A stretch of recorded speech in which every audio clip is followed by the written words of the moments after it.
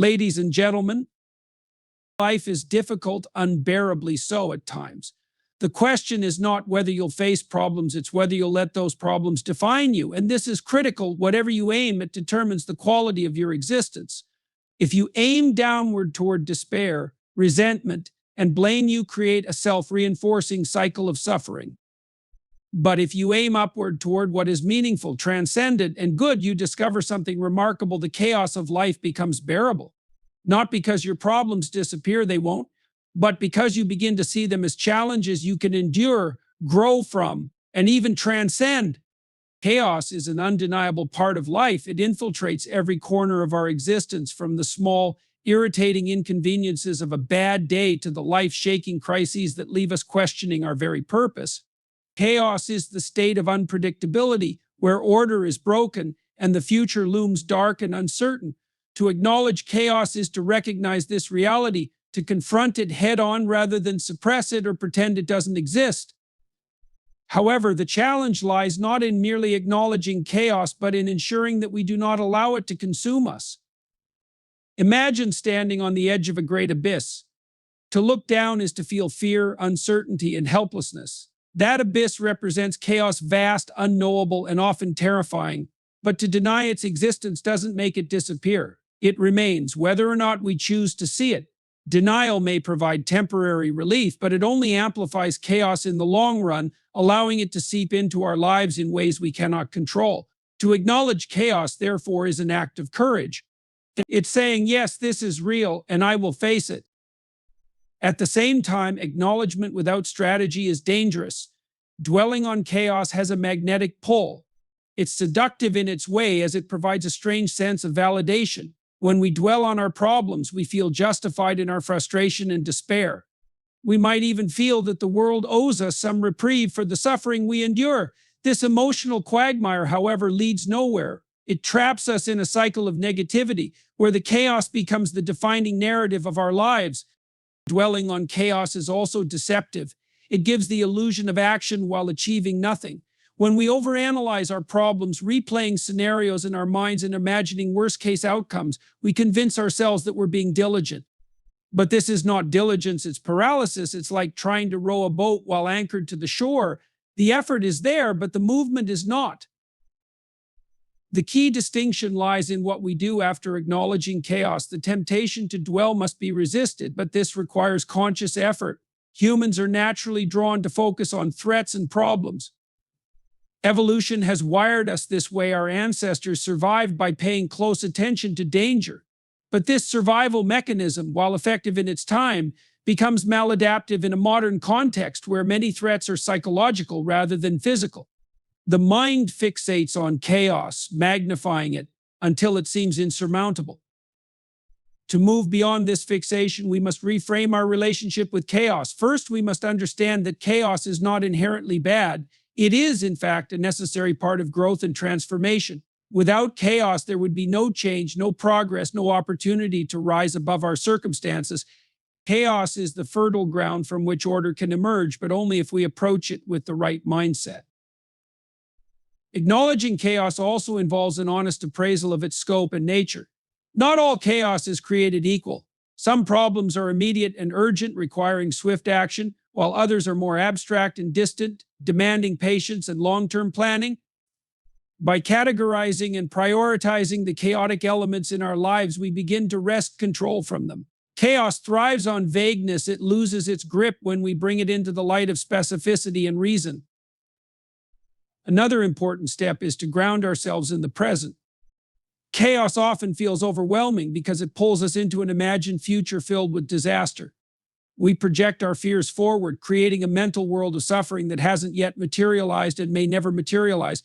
By grounding ourselves in the here and now, we can reduce the emotional intensity of chaos and see it for what it truly is, a challenge, not a catastrophe.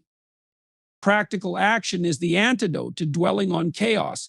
Even small, incremental steps can make a significant difference. When chaos feels insurmountable, breaking it down into manageable tasks gives us a sense of agency. The act of doing, no matter how small, shifts our focus from helplessness to empowerment. Action creates momentum, and momentum builds resilience. It's also crucial to cultivate a broader perspective. Chaos often narrows our vision, making it difficult to see beyond our immediate struggles. By stepping back and looking at the bigger picture, we can recognize that chaos is part of a larger pattern. It is neither permanent nor unique to us. Everyone faces chaos in some form, and many emerge from it stronger and wiser. Finally, we must surround ourselves with sources of strength. This can be supportive relationships, meaningful work, or spiritual practices that anchor us in something greater than ourselves. Chaos isolates, connection heals. By reaching out to others, sharing our burdens, and drawing from their strength, we create a network of support that helps us navigate through turbulent times. To aim at transcendence is to set your sights on something greater than yourself, something beyond the immediate and the mundane. It means striving toward a higher purpose, one that elevates your existence from a mere sequence of daily tasks and fleeting pleasures to a life imbued with meaning and direction. This pursuit of transcendence is not a denial of the material world, but rather an acknowledgement that there is more to life than what meets the eye. It is an act of orienting your life toward the highest ideal you can conceive, and it requires courage, discipline, and a willingness to face the unknown. At its core, transcendence is about moving beyond the limitations of your current self. It is a recognition that you are not yet all you could be, and that there is a gap between where you are and where you ought to be. This gap, far from being a source of despair, is the very thing that gives life its sense of urgency and possibility. To aim at transcendence is to embrace this gap, to see it not as a flaw but as an invitation to grow. The idea of transcendence has been central to human culture and philosophy throughout history. In religious traditions, it often manifests as the pursuit of God, the divine or ultimate truth. In secular terms, it can take the form of striving for wisdom, justice, or the betterment of humanity. Regardless of the framework, the principle remains the same. Transcendence involves aiming at something beyond the self, something that calls you to rise above your current circumstances and limitations. Aiming at transcendence begins with the recognition of your own inadequacies. This is not to say that you should wallow in self-criticism or despair, but rather that you must confront the reality of your imperfections honestly. It is only by acknowledging your flaws and limitations that you can begin to transcend them. This requires humility, the willingness to admit that you do not have all the answers and that you have much to learn. Humility is the foundation of growth because it opens the door to change. Once you have acknowledged your imperfections, the next step is to identify the highest ideal you can aim for. This ideal must be something that inspires and challenges you, something that is worth striving for even in the face of difficulty and failure. It could be a moral principle, such as truth or compassion, or a vision of what your life could become if you were to fully realize your potential.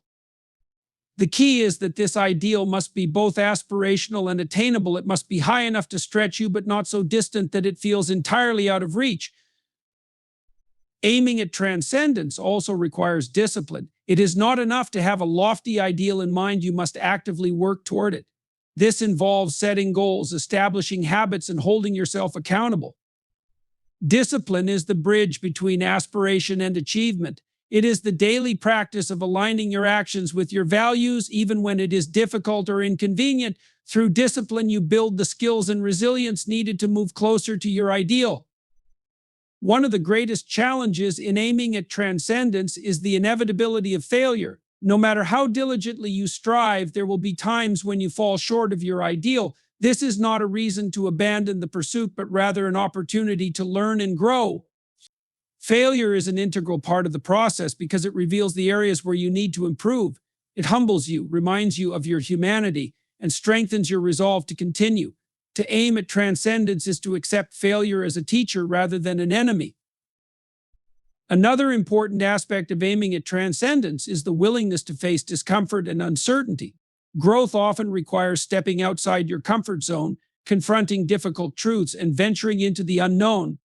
This can be frightening, but it is also where the most profound transformations occur. The process of transcendence is rarely linear or predictable. It is a journey filled with twists and turns, setbacks and breakthroughs.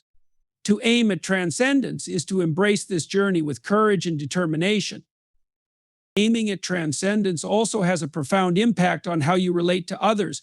When you strive for a higher ideal, you inspire those around you to do the same. Your pursuit of transcendence sets an example, showing others what is possible and encouraging them to aim higher in their own lives. At the same time, the process of striving for transcendence fosters empathy and compassion.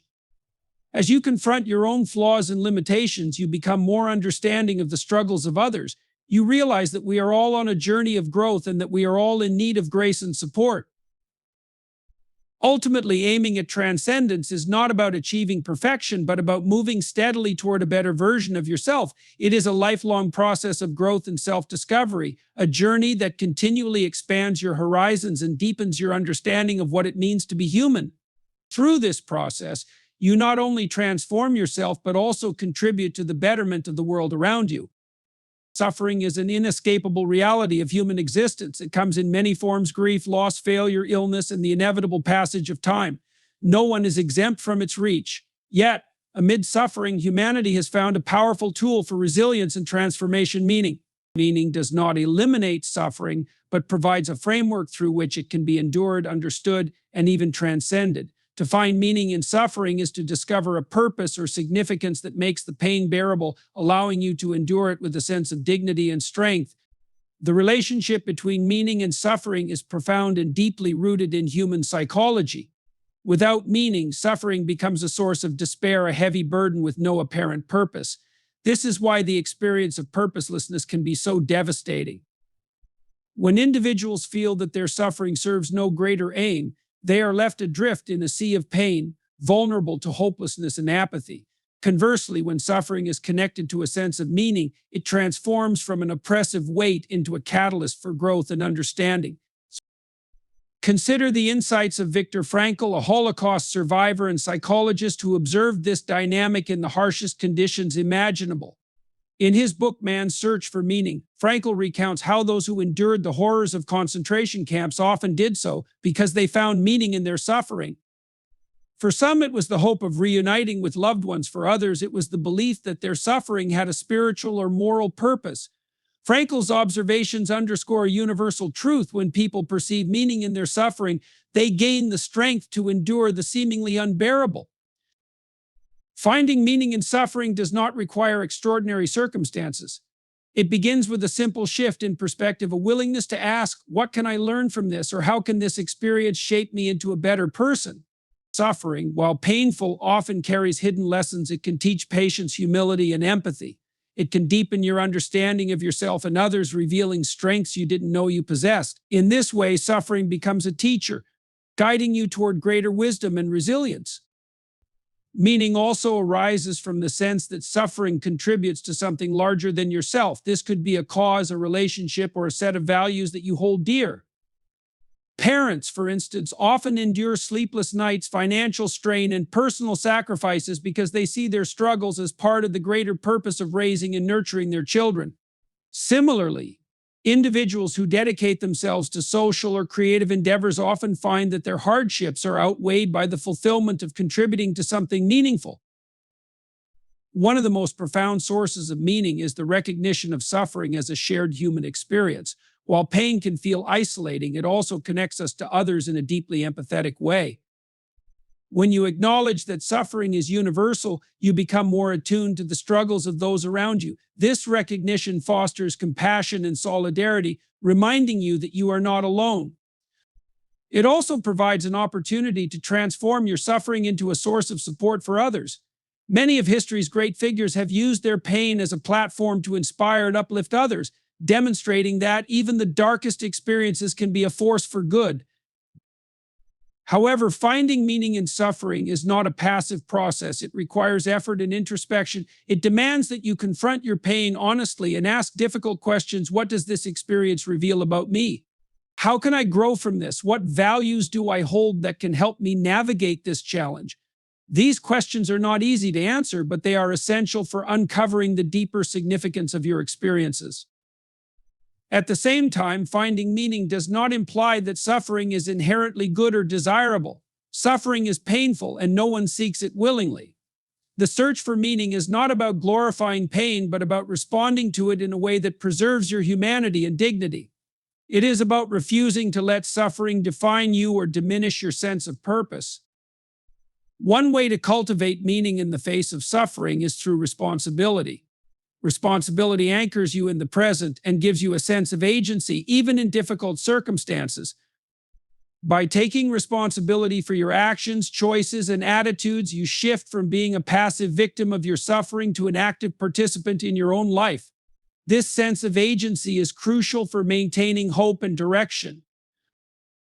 Another avenue for finding meaning is through connection to something transcendent. This could be a belief in a higher power, a commitment to a moral ideal, or a sense of wonder at the beauty and complexity of life.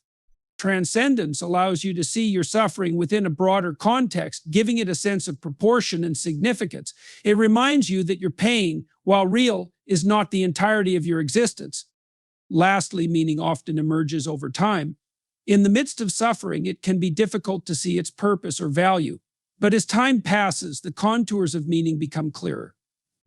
You may look back on a painful experience and realize how it shaped you, how it prepared you for future challenges, or how it allowed you to connect with others in meaningful ways. This retrospective understanding reinforces the idea that suffering, while unwelcome, can be a source of profound growth and insight.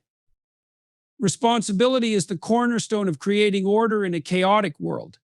Chaos is the natural state of existence, filled with uncertainty, unpredictability, and challenges that test the limits of human endurance. To impose order on this chaos is not merely a task, it is a moral imperative. Responsibility is the means by which we confront the chaos around us, transforming it into something structured, meaningful, and manageable. It is through the assumption of responsibility that individuals shape their lives, influence their communities, and contribute to the broader harmony of society. At its essence, responsibility involves taking ownership of your actions, choices, and circumstances. It means recognizing that you have a role to play in shaping your reality and the lives of those around you. Responsibility is not limited to grand gestures or extraordinary acts. It begins with the smallest decisions: how you conduct yourself, how you treat others, and how you approach the challenges that life presents. These seemingly mundane choices accumulate, creating a ripple effect that defines the order or disorder in your life. Responsibility is not easy. It requires effort, discipline, and a willingness to confront uncomfortable truths. It asks you to set aside excuses, face your failures, and acknowledge the areas where you fall short. This is no small task, as it often involves admitting painful realities about yourself and your circumstances. But it is precisely in this confrontation with difficulty that responsibility reveals its transformative power. By taking responsibility, you take control. You move from being a passive observer of life to an active participant, capable of shaping your destiny. The relationship between responsibility and order is deeply interconnected. Order, in its simplest form, is the structure that allows individuals and societies to function. It provides stability, predictability, and a framework within which people can thrive. Without order, life descends into chaos, and chaos breeds fear, conflict, and suffering. Responsibility is the mechanism by which order is maintained and strengthened. It is through responsible actions, meeting obligations, upholding commitments, and striving toward meaningful goals that order is preserved and chaos is held at bay. Consider the role of responsibility within the family. A household without responsibility quickly becomes chaotic. Parents who fail to take responsibility for their children's upbringing create an environment of neglect and disorder, where children struggle to find stability and direction. In contrast, responsible parenting brings structure, security, and guidance, laying the foundation for children to grow into responsible adults themselves. Responsibility in this context is not just a burden, it is a gift that creates order and fosters the well-being of all involved. The same principle applies to society at large. Communities thrive when individuals take responsibility for their actions and contribute to the collective good. When people fulfill their roles as workers, neighbors, leaders, and citizens, they create a network of accountability that upholds the social fabric. Conversely, when responsibility is abandoned, society begins to unravel. Corruption, neglect, and selfishness erode the trust and cooperation that are essential for a functioning community. Responsibility, therefore, is not just a personal virtue, it is a societal necessity. One of the most profound aspects of responsibility is its ability to bring meaning to life. Responsibility gives purpose to your actions, connecting them to a larger narrative. When you take responsibility, you are no longer adrift in a sea of randomness. You have a direction, a mission, and a reason to strive. This sense of purpose is particularly powerful in times of difficulty. When faced with suffering or adversity, responsibility provides a framework for resilience. It shifts the focus from why is this happening to me to what can I do to improve this situation. This shift in perspective is transformative, turning despair into determination. It's important to recognize that responsibility is not synonymous with blame. Taking responsibility does not mean shouldering guilt for every misfortune or accepting burdens that are not yours to bear. Rather, it is about recognizing your capacity to act and your ability to influence outcomes. Responsibility is forward-looking. It is less about assigning fault for the past and more about taking initiative for the future. This proactive approach empowers individuals to create order even in the most chaotic circumstances. The pursuit of responsibility also requires balance. Overburdening yourself with unrealistic expectations can lead to burnout and resentment, which undermines the very order you seek to create. True responsibility involves setting realistic goals, prioritizing effectively, and knowing your limits. It is about focusing your energy on what you can control and letting go of what you cannot. In this way, responsibility becomes not just a means of creating order, but also a practice of self-care and sustainability. Responsibility is a deeply personal endeavor, but it is not a solitary one. The act of taking responsibility often inspires others to do the same. When you lead by example, whether in your family, workplace, or community, you demonstrate the value of responsibility and its power to create order. This ripple effect fosters a culture of accountability, where individuals and groups collectively work toward greater harmony and stability. Ultimately, responsibility is a choice. It is a decision to confront chaos rather than avoid it, to strive for order rather than succumb to disorder. This choice is not always easy, but it is always worth it. Responsibility transforms lives, shapes communities, and upholds the very foundation of civilization. Through responsibility, we create order in a chaotic world, paving the way for growth, fulfillment, and a sense of purpose. Struggle is an inevitable part of life. Whether it manifests as personal loss, professional setbacks, or internal battles, struggle has a way of clouding our judgment, overwhelming our emotions, and distorting our perspective. In these moments, clarity becomes not just a luxury, but a necessity. Clarity in the face of struggle allows us to navigate challenges with wisdom and purpose, transforming what might otherwise be paralyzing into a catalyst for growth and resilience. Clarity begins with acknowledgement. To gain clarity, you must first recognize and accept the reality of your struggle. Denial, though temporarily comforting, only compounds confusion. When you deny the existence or severity of a challenge, you cannot effectively address it. Acknowledgement, by contrast, brings the problem into focus. It is a courageous act of facing reality as it is, not as you wish it to be. This step is critical because it sets the foundation for action. Once you acknowledge the struggle, the next step is to understand it. Clarity requires looking beyond the surface to uncover the root causes and implications of the challenge. This process often involves asking difficult questions. What led to this situation? What role did I play? What external factors are at work? Understanding the complexity of a struggle can be uncomfortable, as it may reveal mistakes, vulnerabilities, or aspects of life you'd rather ignore. Yet, this honest appraisal is essential for finding a way forward. Clarity also requires disentangling emotions from the situation at hand. Struggles are often accompanied by intense emotions, anger, fear, sadness, or frustration that can cloud judgment. While emotions are valid and deserve to be acknowledged, they must not dictate your decisions. But gaining clarity involves creating a mental space where you can examine the situation objectively, separate from the emotional turmoil. This doesn't mean suppressing emotions, but rather managing them so they don't overwhelm your ability to think clearly. Perspective is another crucial element of clarity. Struggles often feel all-encompassing in the moment, as though they define your entire existence. This narrow focus can lead to despair, as the problem seems insurmountable. Clarity requires zooming out, looking at the bigger picture, and placing the struggle in its proper context. Ask yourself, how does this fit into the larger story of my life? What lessons might this teach me?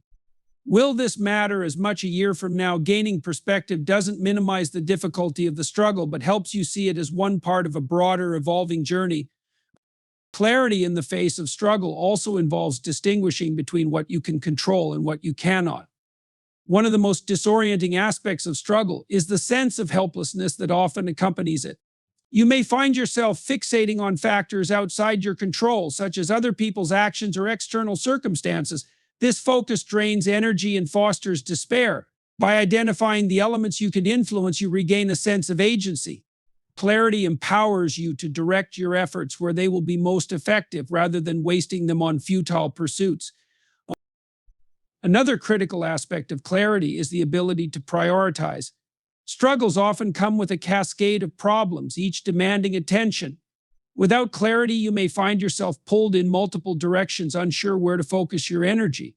Prioritization involves identifying the most urgent and important issues and addressing them first. This structured approach prevents overwhelm and creates a sense of progress, even in the midst of chaos. Clarity also emerges from action. In the throes of struggle, it's tempting to remain stagnant, paralyzed by uncertainty. However, action, even imperfect action, has a way of dispelling confusion. When you take a step forward, you gain new information, test potential solutions, and begin to see the path ahead more clearly. Clarity is not something you wait for, it is something you create through deliberate effort and experimentation. Equally important is the role of self-reflection in achieving clarity. Struggles often force you to confront fundamental questions about your values, priorities, and goals. What truly matters to you? What are you willing to fight for? What compromises are you prepared to make? These questions, though difficult, can provide a sense of direction and purpose. Clarity is not just about understanding the external circumstances of a struggle, but also about understanding yourself. Seeking guidance from others can also enhance clarity. When you are immersed in a struggle, your perspective may become skewed, and blind spots may obscure your judgment. Trusted friends, mentors, or professionals can offer insights that you might not see on your own. Their perspectives can help you evaluate the situation more objectively and explore solutions you may not have considered. Clarity is often a collaborative process enriched by the wisdom and support of others. Finally, clarity requires patience. In the midst of struggle, it's natural to seek immediate answers and quick resolutions. However, clarity often unfolds gradually. It requires time, effort, and a willingness to sit with uncertainty. Struggles are rarely resolved in a single moment of insight. Instead, clarity emerges through a series of small realizations and deliberate actions. Patience allows you to stay grounded, even when the way forward is not immediately apparent. Clarity in the face of struggle is not about eliminating difficulty or finding perfect solutions. It is about creating a mental and emotional framework that allows you to confront challenges with courage, wisdom, and purpose. Through clarity, you transform struggle from an obstacle into an opportunity, moving closer to the life you are striving to build. In conclusion, life is a journey filled with challenges, chaos, and suffering, but it is also an opportunity to find meaning, purpose, and transcendence through deliberate action and perspective. By focusing on responsibility, clarity, and the pursuit of order amidst struggle, we can transform the difficulties we face into avenues for growth and resilience. These principles remind us that while we cannot eliminate the hardships of life, we can choose how to respond to them. In doing so, we shape not only our personal destiny, but also contribute to the greater harmony of the world around us. The path is not easy, but it is through embracing this journey with courage and determination that we find what truly matters.